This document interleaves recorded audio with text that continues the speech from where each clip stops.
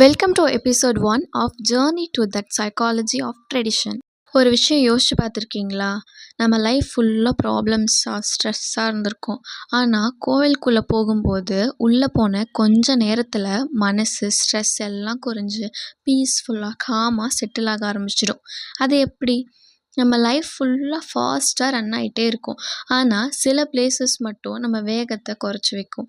இந்த கோவில் கூட அப்படிப்பட்ட ஒரு பிளேஸ் தான்.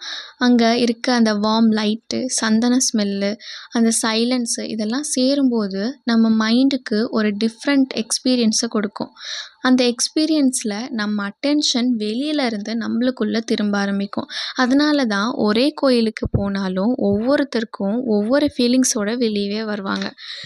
ஃபார் எக்ஸாம்பிள், சில பேருக்கு கிளாரிட்டி கிடைக்கும், சில பேருக்கு நம்பிக்கை கிடைக்கும், சில பேருக்கு ரொம்ப நாளாக அழ முடியாத கண்ணீர் கூட வந்துடும். ஏன்னா ஒரு இடத்தோட ரியல் பவர் அப்படிங்கிறது அந்த இடத்த எப்படி கட்டியிருக்காங்கன்றதுல இல்லை, அந்த இடம் நம்ம மைண்டை எப்படி ஃபீல் பண்ண வைக்குது அப்படிங்கிறதுல தான் இருக்குது. அதனால தான் சில பிளேசஸ் ஜஸ்ட் ஒரு லொக்கேஷன் இல்லை, அது ஒரு எமோஷ்னல் எக்ஸ்பீரியன்ஸ்.